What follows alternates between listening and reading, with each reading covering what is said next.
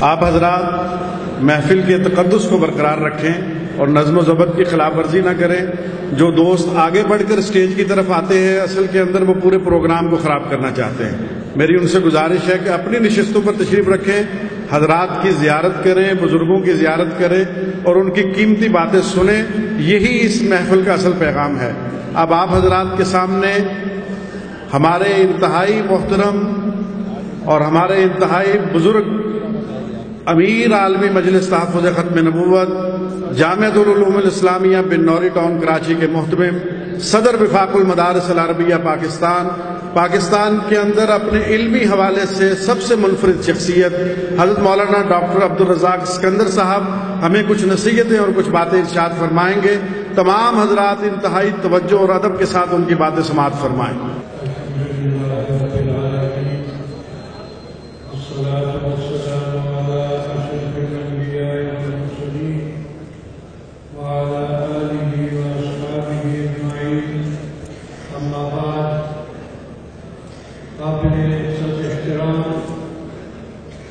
میرے بزرگوں اور بھائیوں، السلام علیکم ورحمۃ اللہ وبرکاتہ۔ زندہ قومیں اپنے ہمیشہ بزرگوں کو یاد رکھتی ہے۔ مجھے وہ زمانہ یاد آیا کہ میں نے حضرت شاہ صاحب رحمۃ اللہ علیہ کو پہلی دفعہ ان کا دیدار ہوا۔ میں طالب علم تھا اور اپنے والد مرحوم کے ساتھ ایبٹ آباد گیا۔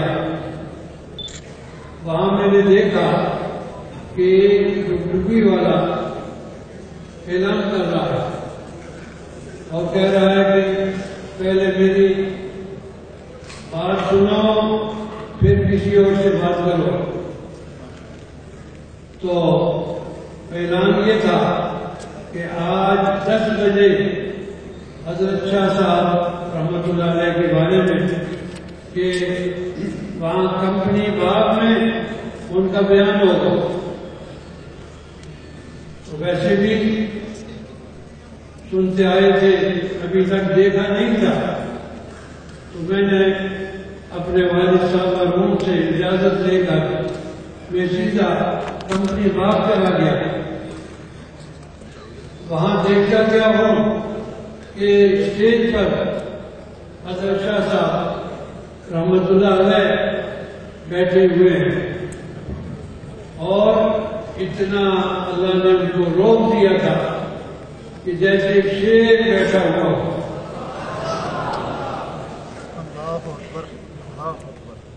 اور اس کے بعد انہوں نے پہلا مسئلہ بیان کیا ختم نبوت کا اور فرمایا، سورہ بقرہ کی پہلی آیتیں پڑھی، وَالَّذِينَ يُؤْمِنُونَ بِمَا أُنزِلَ إِلَيْكَ وَمَا أُنزِلَ مِن قَبْلِكَ۔ فرمایا میں یہاں سے ثابت کروں گا کہ ختم نبوت ان آیتوں سے کہ آپ صلی اللہ علیہ وسلم کے بعد اگر کسی پیغمبر نے آنا ہوتا، اس پہ کتاب اترنی ہوتی، تو اللہ فرماتا وَمَا أُنزِلَ مِن بَعْدِهِ۔ حالانکہ یہ نہیں فرمایا، بس یہ فرمایا مَا أُنزِلَ إِلَيْكَ وَمَا أُنزِلَ مِن قَبْلِكَ۔ آپ سے پہلے جتنے انبیاء گزرے ہیں ان پر ایمان لانا یہ ایمان کا جز ہے، اور پھر آپ پر جو کتاب اتری یعنی قرآن کریم اس پر ایمان لانا۔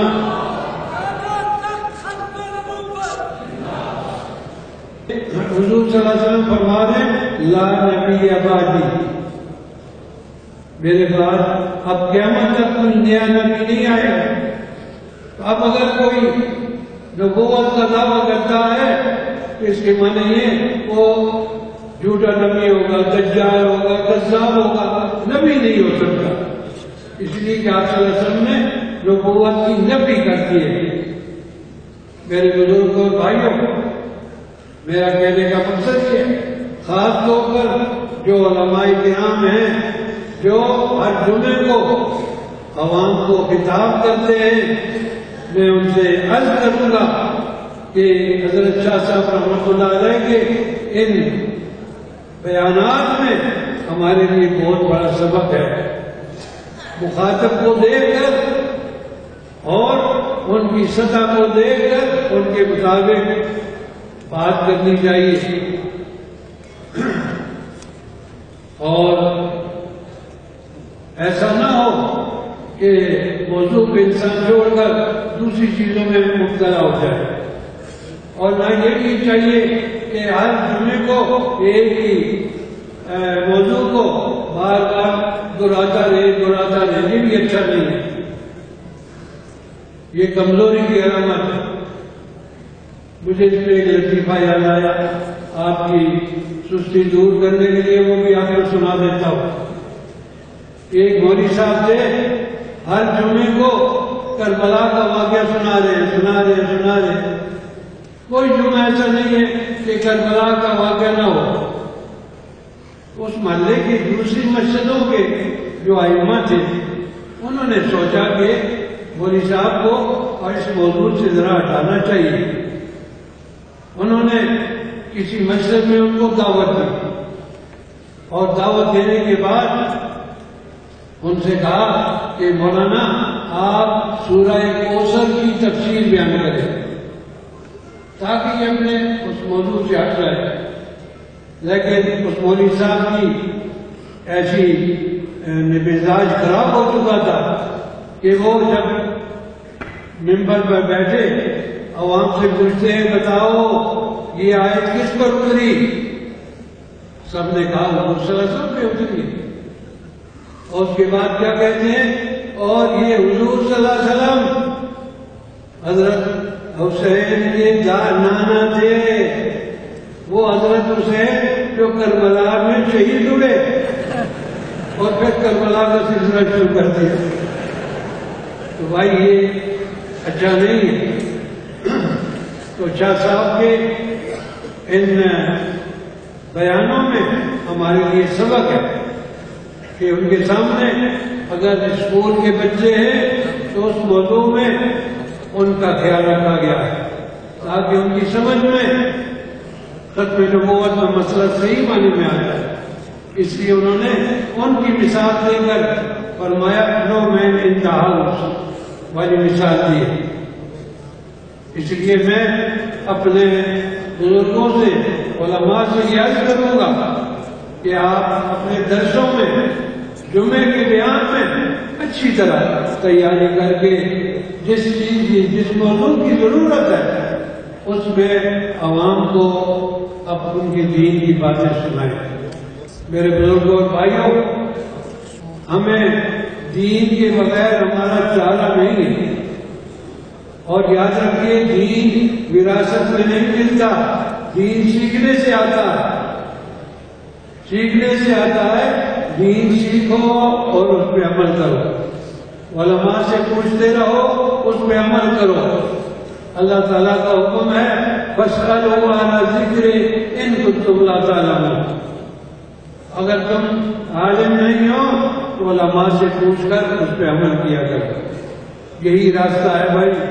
ایک انسان اگر نابینا ہے تو نابینی کے لیے سلامتی کا راستہ یہ ہے کہ وہ کسی آنکھ والے کا ہاتھ پکڑ کے چلے، وگرنہ کسی کھڈے میں گرے گا یا کسی دیوار سے ٹکرائے گا اور زخمی ہوگا۔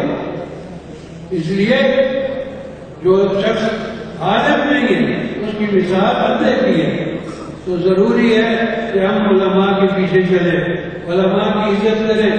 آج دنیا کے اندر یہ فتنہ چل رہا ہے، علماء کے خلاف، اسلام کے خلاف اور دینداروں کے خلاف پروپیگنڈے ہو رہے ہیں۔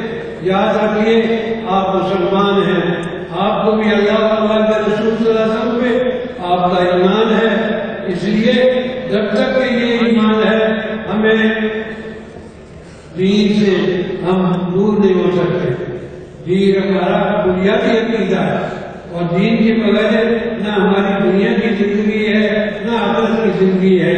اللہ تعالیٰ مجھے بھی اور آپ کو بھی اپنے دین کی سمجھ عطا فرمائے، ان میں عمل کی توفیق عطا فرمائے۔ صلی اللہ وسلم علی سیدنا محمد وعلی آلہ وصحبہ وسلم۔ والسلام علیکم ورحمۃ اللہ وبرکاتہ۔